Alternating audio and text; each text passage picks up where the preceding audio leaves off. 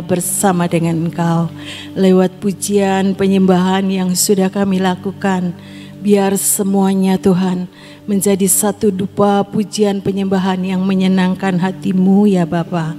Kalau sebentar juga kami akan belajar kebenaran firman-Mu. Ajari setiap kami Tuhan untuk lebih lagi mengenal akan Engkau ya Bapa. Lewat setiap jalan-jalan-Mu yang Engkau tunjukkan buat setiap kami. Mari Roh Kudus ajari setiap kami.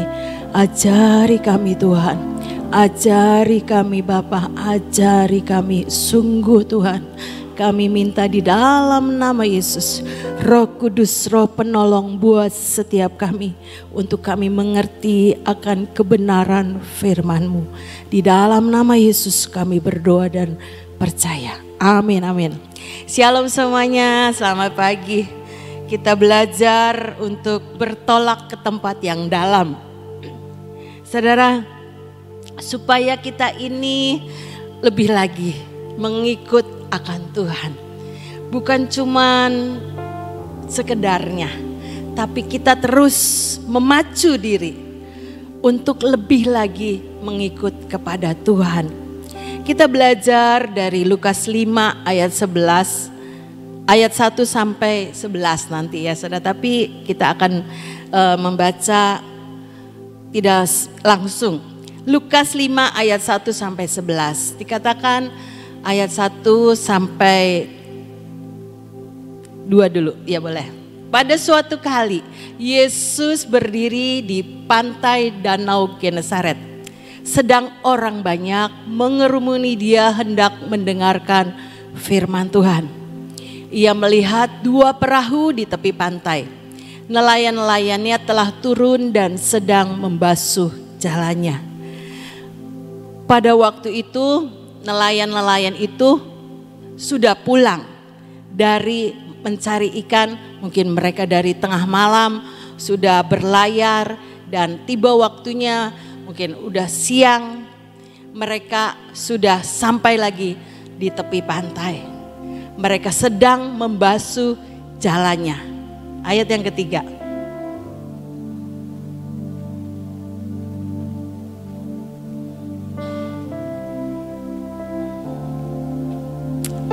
Ayat yang ketiga, Lukas 5 ayat 3. Ia naik ke dalam salah satu perahu itu.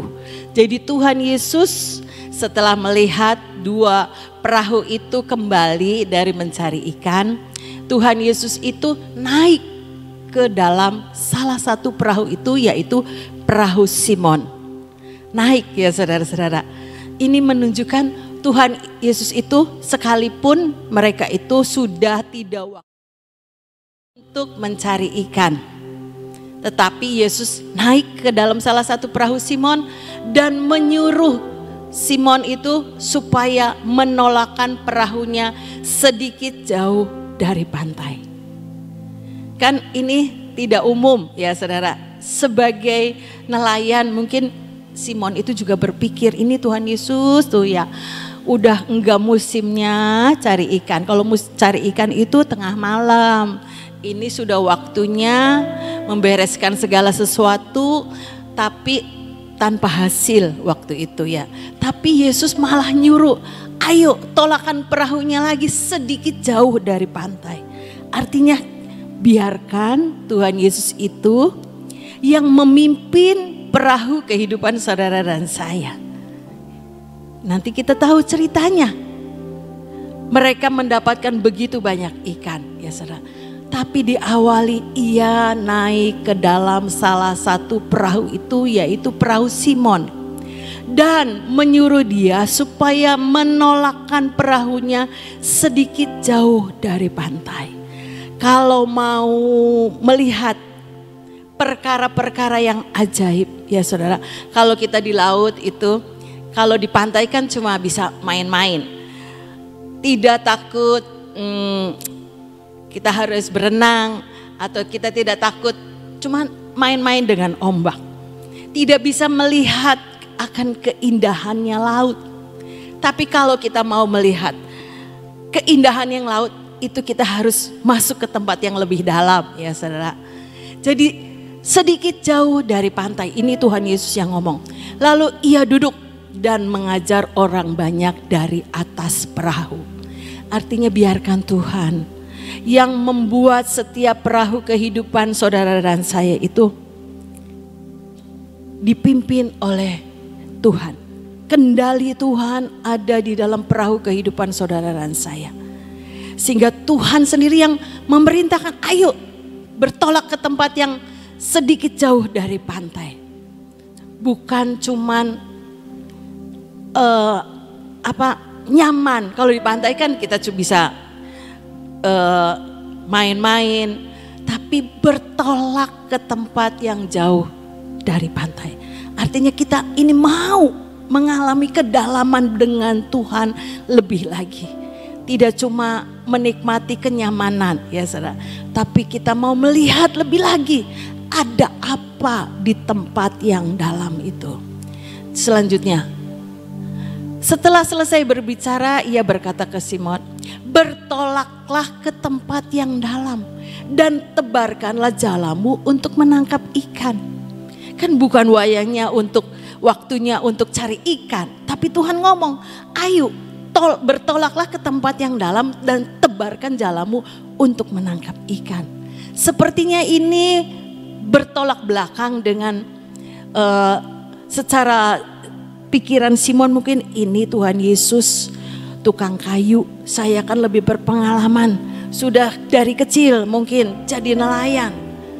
Tapi Tuhan bilang, ayo bertolaklah ke tempat yang dalam dan tebarkan jalamu untuk menangkap ikan.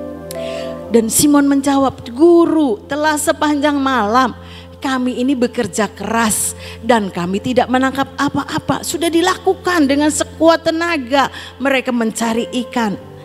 Tetapi karena engkau menyuruhnya, aku akan menebarkan jala juga. Biar itu juga yang ada di dalam hati dan pikiran saudara dan saya. Nurut saja sama Tuhan. Yesus yang pegang kendali. Jangan kita punya konsep, saya kan nelayan, lebih berpengalaman daripada Tuhan Yesus sebagai tukang kayu.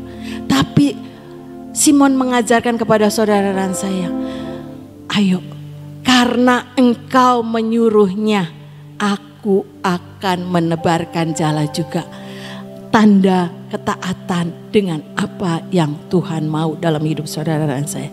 Sekalipun mungkin itu konsepnya bukan konsep yang biasa, di luar kebiasaan sebagai nelayan.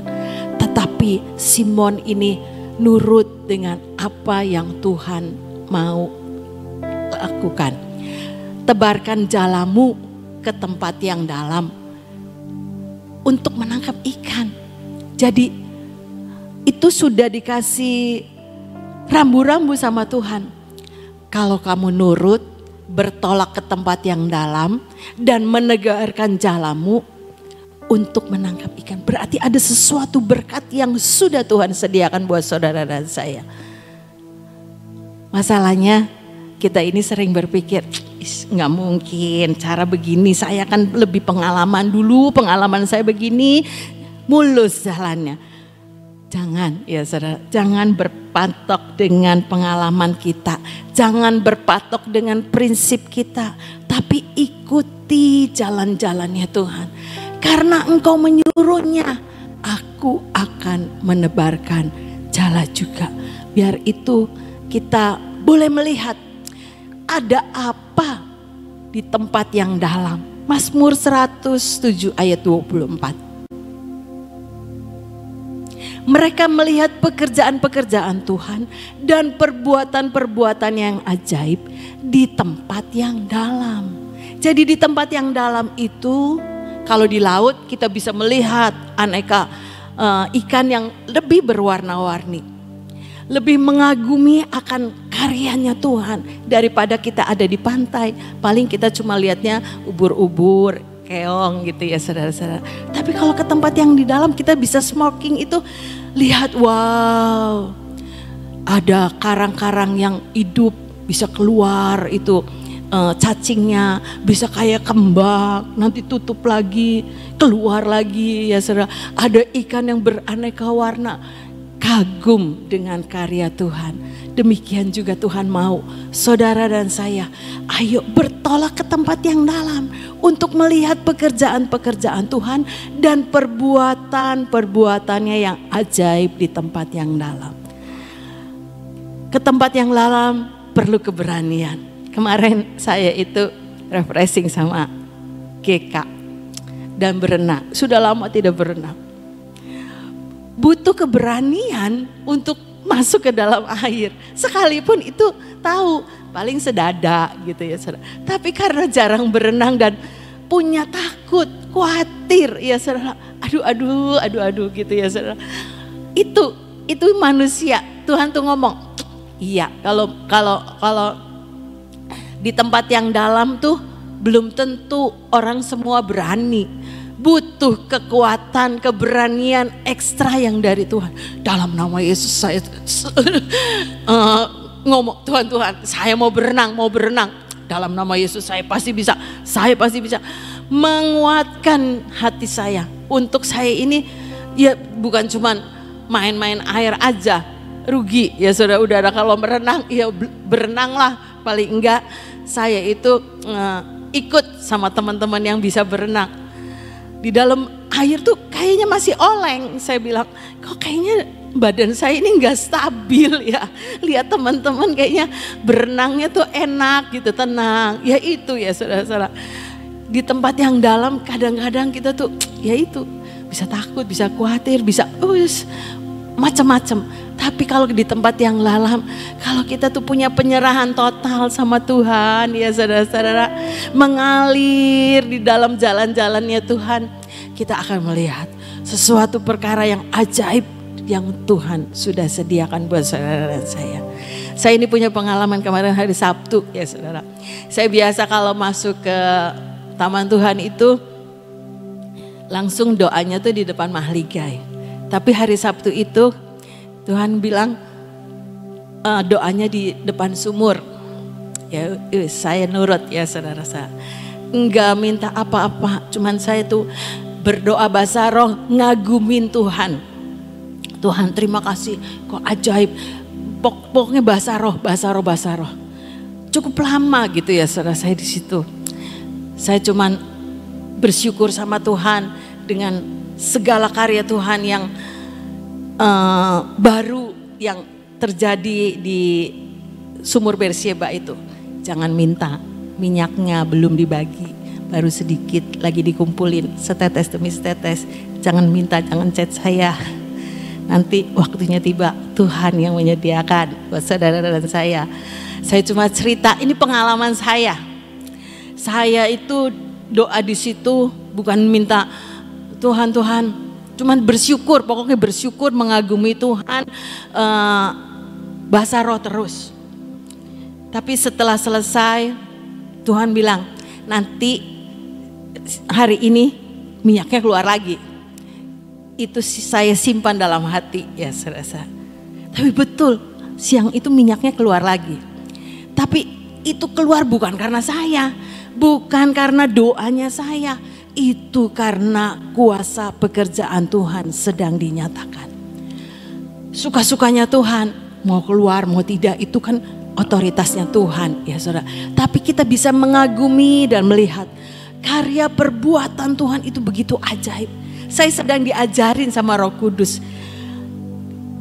Apa yang saya dapatkan itu iya nyata. Bukti gitu ya saudara-saudara. Bukan karena saya minyak itu jadi keluar. Bukan. Itu karena karya Tuhan, perbuatan Tuhan yang ajaib sedang Tuhan nyatakan. Jadi saya belajar, iya ya Tuhan. Terima kasih Tuhan untuk pengalaman ini. Ketika saya nurut ikut Tuhan, nurut tuntunan Roh Kudus. Biasanya itu udah doanya tuh di mahligai. Sudah nanti siang kadang saya ke situ lagi, baru saya doa di taman yang kedua. Tapi pagi itu, Sabtu itu saya tuh punya pengalaman. Iya ya Tuhan, kalau nurut sama Tuhan, sekalipun saya ini belajar. Tapi iya, apa yang saya dapatkan itu benar terjadi. Iya Tuhan, terima kasih Tuhan. Pengalaman ini, kuasa Tuhan itu membawa saudara dan saya ini mengenal akan Tuhan. Ya saudara-saudara, ayo terus dan terus minta kuasa Tuhan yang berdaulat dalam hidup saudara dan saya. Dalam apapun kita lepaskan konsep kita. Biasanya doa di Mahligai ini disuruh ke depan sumur. Ya udah nurut aja, nurut ya saudara. Disuruh doanya bersyukur, ya udah nurut aja. Nurut apa yang Roh Kudus ajarin. Terus Tuhan bilang nanti ya siang itu minyak keluar lagi. Saya cuma simpan dalam hati. Jangan berpikir, iya memangnya itu lagi keluar terus minyaknya. Enggak, iya Tuhan. Yang saya dapatkan itu terbukti Tuhan itu menggenapkan apa yang Tuhan katakan. Itu belajar, saya ini belajar ya saudara. Entah pengalaman saudara yang lain. Tapi biarlah kita lepaskan konsep kita, kebiasaan kita, pengalaman hidup kita. Kita lepaskan cara berpikir kita. Enggak mau Tuhan, saya doanya maunya di Mahligai aja. Kan sudah biasa Tuhan. Setiap pagi saya doanya di sini. Tapi biarlah kita nurut tuntunan Roh Kudus. Apa yang Roh Kudus ajarin itu membuat saudara dan saya berpengalaman dengan Tuhan. Seperti saya ya saudara-saudara. Biar kita ini ayo bergerak. Lepaskan rutinitas kita ini. Udah jangan mikir ini harusnya begini. Nurut aja kayak Simon, tebarkan jalamu, ia nurut karena engkau yang mengatakannya, aku akan melakukannya juga. Ayat yang ke-6 ya saudara, dikatakan dan setelah mereka melakukannya, setelah mereka melakukannya, nurut dengan apa yang Tuhan mau Simon ini lakukan, mereka menangkap sejumlah besar ikan. Sehingga jala mereka mulai koyak. Beda kan waktu ayat 1 dan 2 mereka itu lakukan dengan rutinitas. Mereka sebagai nelayan sekalipun dari kecil mereka sudah menjadi nelayan tetapi tidak mendapatkan apa-apa ya saudara. Tapi ketika Tuhan Yesus masuk naik ke perahunya Simon dan memimpin, ayo bertolak ke tempat yang lebih jauh dari pantai. Lebih dalam lagi, ke tempat yang lebih dalam lagi dan tebarkan jalamu. Sesuatu yang ajaib itu terjadi ya saudara. Kita mau yang ajaibnya. Kita mau yang spektakulernya. Kita mau yang supranaturalnya. Tapi lakukan. Lakukan dulu biar Tuhan yang memimpin saudara dan saya. Prinsip-prinsip saya ini saya letakkan semuanya di bawah kaki Tuhan. Biar cara berpikir saya itu cara berpikir yang dari Tuhan. Seperti Simon ini nurut dengan apa yang Tuhan katakan. Ya saudara. Selanjutnya ayat 8 sampai 11 kita belajar. Mengikut Tuhan itu kita bukan cuma untuk diri kita sendiri. Ikan yang banyak itu harus dibagikan ya saudara untuk menjadi berkat bagi banyak orang. Ayat yang ke-8 ini Simon menyadari ketika Simon melihat hal itu ia pun tersungkur di depan Yesus dan berkata, Tuhan pergilah daripadaku karena aku ini seorang berdosa. Dia begitu melihat keajaiban Tuhan terjadi ya saudara. Dari yang tidak ada menjadi ada. Dari yang biasanya sudah selesai tidak mendapatkan ikan. Tapi ketika nurut dengan apa yang Tuhan katakan. Dia melihat wow berkat Tuhan itu terjadi melimpah ya saudara. Dikatakan bahwa Tuhan ini aku ini orang berdosa kayaknya gak layak Tuhan. Saya ini gak layak. Ketika menyadari ya saudara, sadar diri kita ini penuh kelemahan, penuh kekurangan, tidak bisa berbuat apa-apa di luar Tuhan. Dikatakan lagi sebab ia dan semua orang yang bersama-sama dia dengan Simon itu takjub oleh karena banyaknya ikan yang mereka tangkap. Dengan setiap berkat yang sudah mereka dapatkan itu. Aduh Tuhan kayaknya saya ini gak layak. Gak layak Tuhan. Gak layak. untuk menerima berkat yang segitu banyaknya. Karena kami ini orang berdosa, menyadari ya saudara-saudara betapa kita ini butuh Tuhan. Tanpa Tuhan kita tidak bisa berbuat apa-apa. Tapi apa yang dikatakan Tuhan? Ayat 10. Demikian juga Yakobus dan Yohanes, anak-anak Zebedeus yang menjadi teman Simon. Tapi kata Yesus kepada Simon, jangan takut. Mulai dari sekarang engkau akan menjala manusia. Dan sesudah mereka menghela perahu-perahunya ke darat, mereka pun meninggalkan segala sesuatu lalu mengikut Yesus. Ini ya saudara-saudara, untuk saudara dan saya ini, ketika kita boleh mengalami sesuatu keajaiban yang Tuhan sudah lakukan dalam hidup saudara dan saya, bukan untuk diri kita sendiri, tapi kita belajar dan belajar bagaimana saudara dan saya ini menjadi berkat. Menjadi berkat karena kita ini mengikut Yesus. Supaya orang lain tahu ada Yesus dalam hidup saudara dan saya. Mengikut Yesus itu untuk menjadi berkat seperti yang kita deklarasikan. Deklarasi financial freedom itu ya saudara, diberkati untuk menjadi berkat. Biar kita ini menjadi saluran berkatnya Tuhan. Simon, saya juga percaya ketika dia mendapat ikan yang segitu banyak, enggak mungkin dia untuk sendiri. Pasti dia akan jadi berkat. Nih, lihat nih, ajaib nih. Tuhan yang menyuruh saya untuk bertolak ke tempat yang dalam. Saya dapat banyak ikan, dibagikan mungkin ke tetangga-tetangganya, dibagikan untuk orang-orang yang ada di sekeliling rumahnya ya saudara. Itu pengikutan saudara dan saya, tujuannya untuk jadi berkat. Mulai dari sekarang engkau akan menjala manusia. Artinya banyak jiwa-jiwa yang dimenangkan buat kerajaan surga.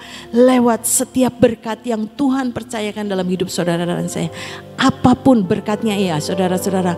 Mungkin Tuhan kasih hikmat. Mungkin kita bisa menasihati orang lain. Ayo tetap semangat cari Tuhan. Ayo tetap rajin. Itu sesuatu dorongan ya saudara untuk kita bisa menjadi berkat. Menjadi berkat bukan cuma lewat materi, tapi lewat perhatian kita ya saudara-saudara. Lewat kata-kata yang membangun untuk orang lain. Bukan kata-kata yang menjatuhkan, tapi apapun yang Tuhan percayakan. Nurut saja sama Tuhan ya saudara. Untuk saudara dan saya ini menjadi berkat. Ayo bertolak ke tempat yang dalam. Untuk kita melihat ini perbuatan-perbuatan ajaibnya Tuhan. Sedang Tuhan kerjakan lewat hidup saudara dan saya. Jangan kita mau nyaman ya saudara. Selamat diri sendiri. Tapi kita mau keselamatan itu juga membawa jiwa-jiwa datang kepada Tuhan. Dan mereka mengenal akan Tuhan dalam hidup mereka. Amin, amin. Biar ini mendorong saudara dan saya, ayo bertolak ke tempat yang dalam. Untuk kita ini melihat pekerjaan-pekerjaan Tuhan yang ajaib terjadi lewat hidup saudara dan saya. Menjadi berkat dimanapun Tuhan tetapkan. Amin. Tuhan Yesus berkati. Saudara, bertolak ke tempat yang dalam itu perlu keberanian. Ya, perlu keberanian. Tadi Ibu Kuatlan cerita tentang bagaimana perlu keberanian untuk berenang ya. Jadi harus ada roh keberanian. Roh keberanian itu juga harus ada tekad dan nekat ya. Harus benar-benar punya tekad, berani itu.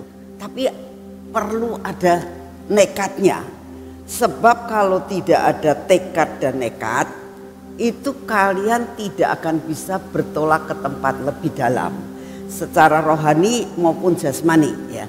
Jadi untuk bertolak ke tempat yang lebih dalam itu harus ada suatu tindakan. Tindakannya apa? Nekat dan mempunyai tekad ya. Kalau saudara mau masuk lebih dalam ke dalam kedalaman Tuhan, itu diperlukan ketekatan. Ketekatan itu keputusan. Keputusan yang sungguh-sungguh untuk benar-benar saya mau coba Nah, saya juga akan berikan suatu pengalaman dalam kehidupan saya. Saudara tahu saya itu tidak bisa berenang ya. Pada suatu saat kita itu ada pertemuan bahtera di Bali. Lalu itu sekian tahun yang lalu ya. Sofi juga belum menikah, masih nggak tahu, saya rada lupa atau masih SMA atau waktu sudah mahasiswa. Tapi saya ingat pada saat itu kayaknya sih sudah masuk mahasiswa ya, sekitar tahun 2000 berapa saya lupa. Nah, Sofi itu pengen masuk ke dalaman,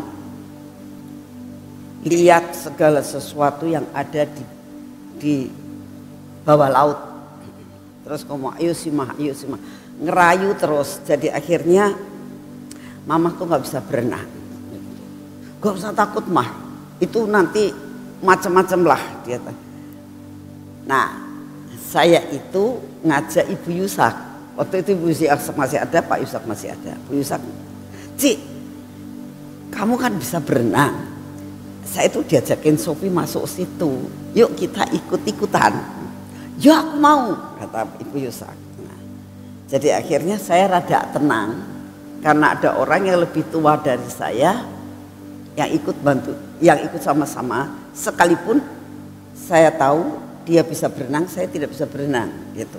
Tapi akhirnya kita berangkat semuanya naik perahu kecil, boot, menuju ke tengah lautan, masuk ke dalam kapal yang besar waktu itu. Nah, dari situ kita akan diturunkan ke bawah. Saya bilang, Pak, diterangin dulu. Dia bilang gitu. Sebab saya tidak bisa berenang. Gak apa-apa Bu, gak apa-apa. Ibu diberi perlengkapan. Sebelum ibu masuk, ibu diberi perlengkapan. Untuk itu tidak ada persyaratannya ibu bisa berenang atau tidak. Karena ibu bisa berjalan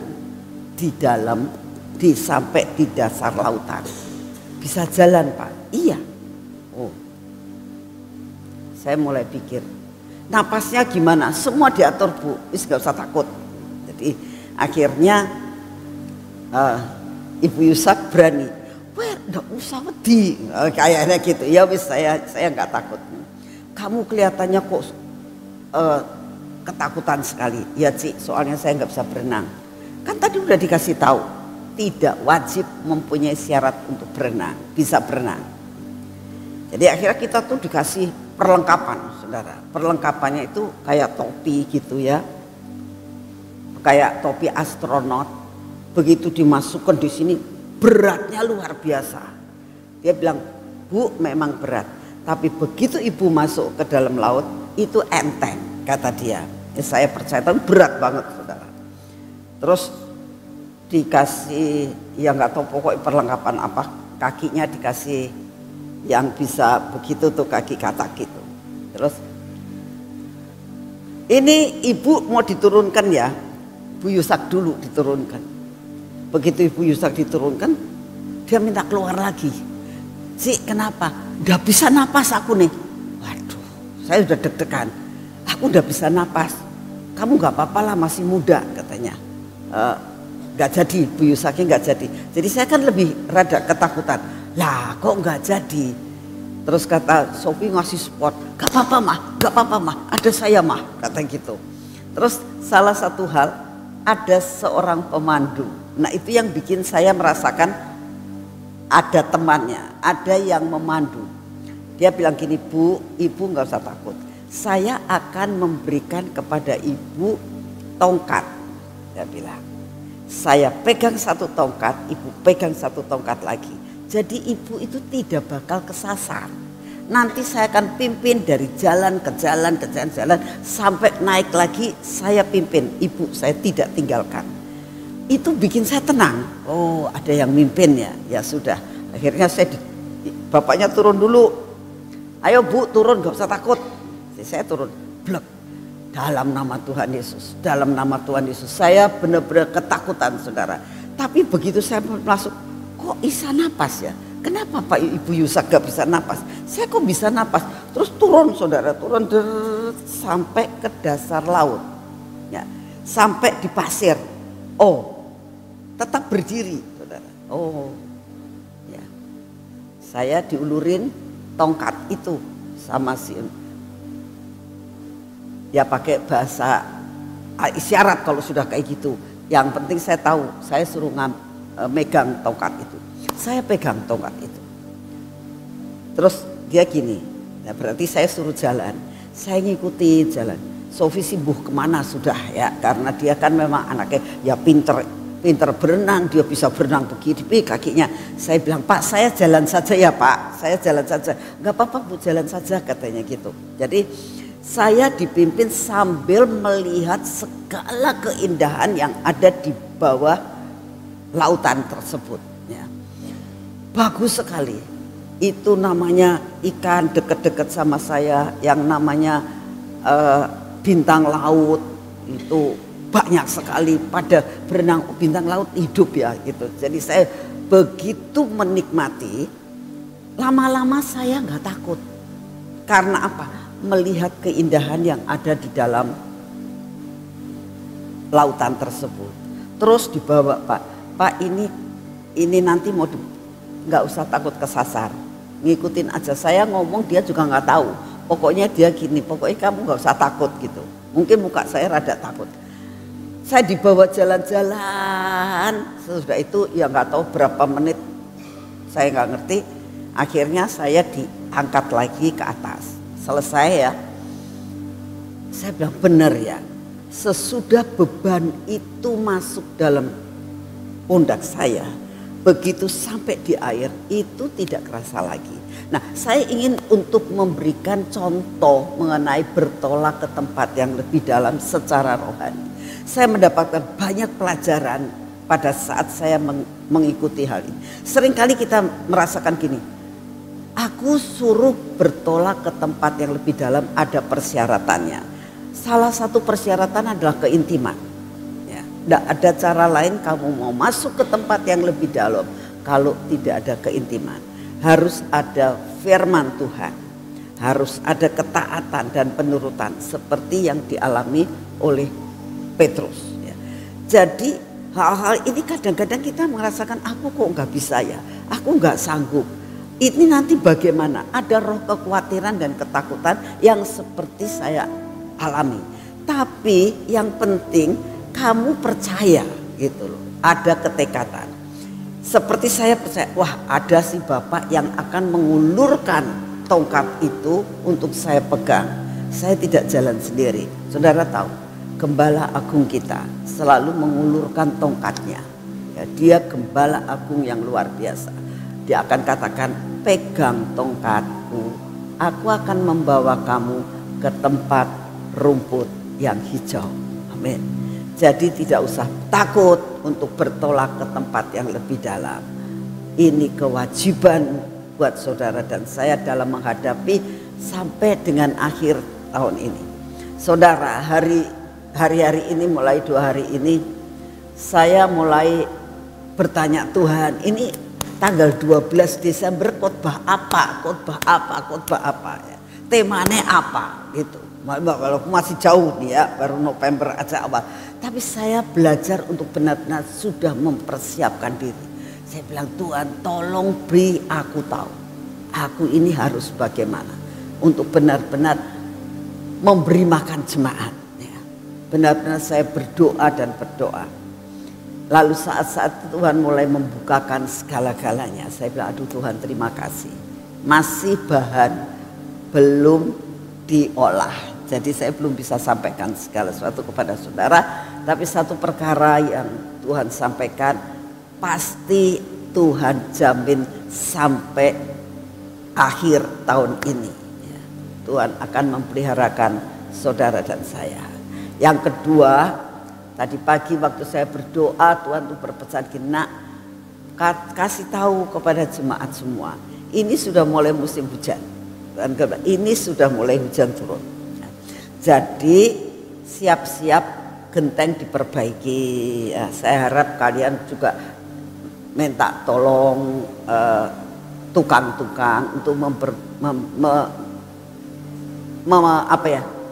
ngeliatin ini apa, ada genteng melorot. Selama ini kan panasnya luar biasa, genteng melorot pun tidak akan kebocoran kitanya ya.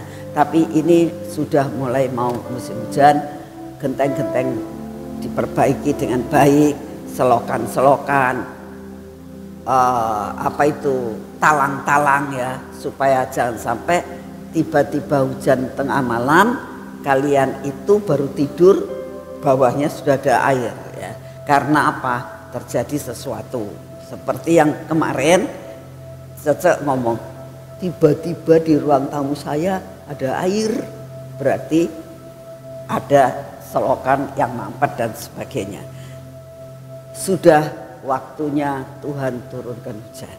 Jadi kita harus banyak persiapan supaya memberikan persiapan ini, menyediakan persiapan untuk jangan sampai kita kebobolan daripada apa berkat yang Tuhan akan berikan buat saudara dan saya.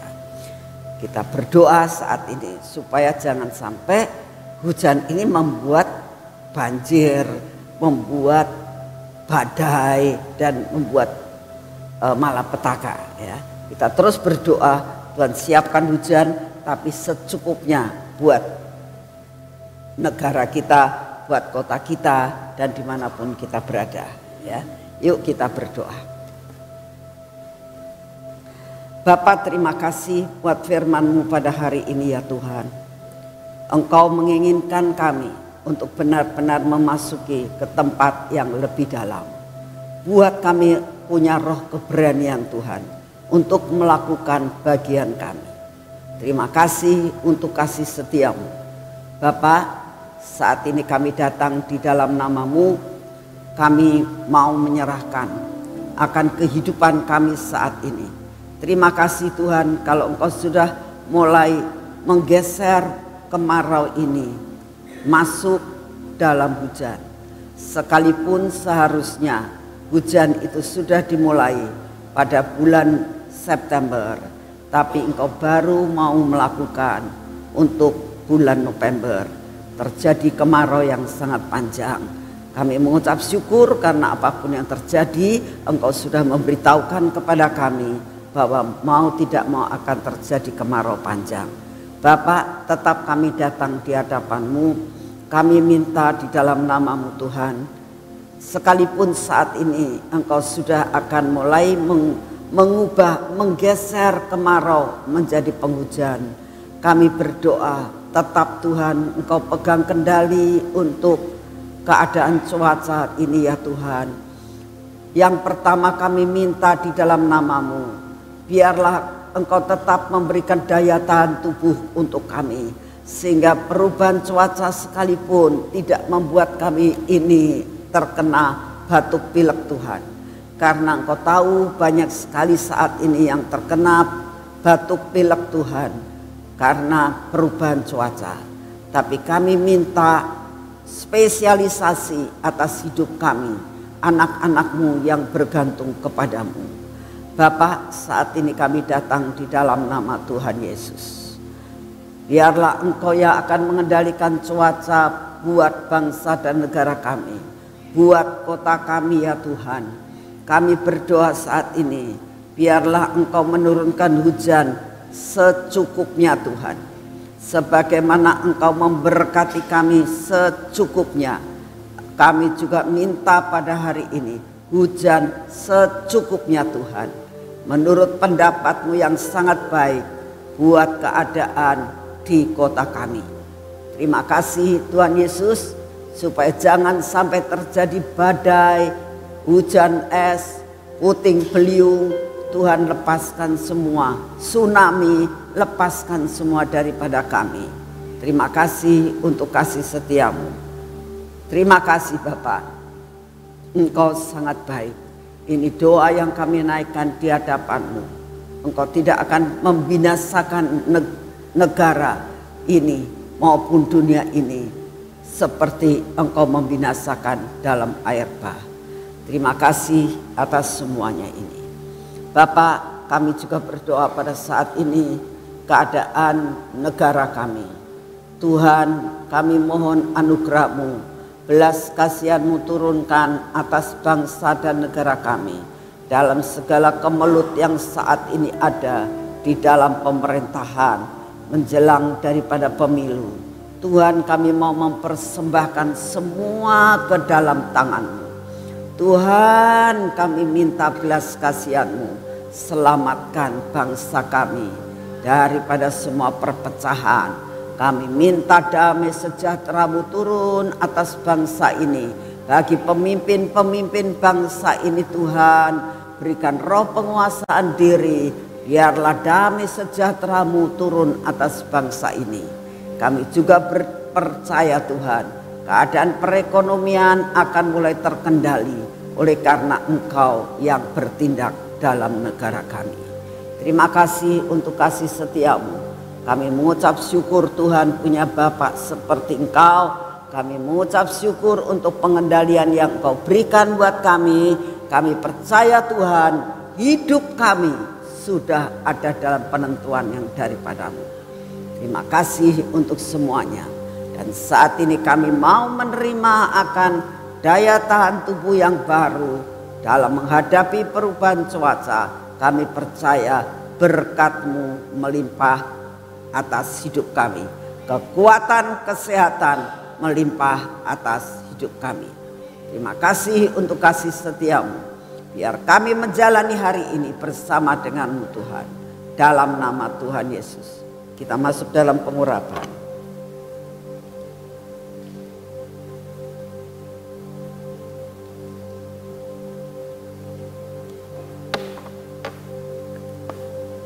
Biarlah pengurapan yang berasal daripada-Mu turun atas hidup kami ya Tuhan. Terhadap mata kami, telinga kami, bibir mulut kami, dan hati kami. Tuhan, kami sungguh menyerahkan semua ke dalam tangan. Biarlah semua yang tidak baik dalam hidup kami Engkau hancurkan Tuhan.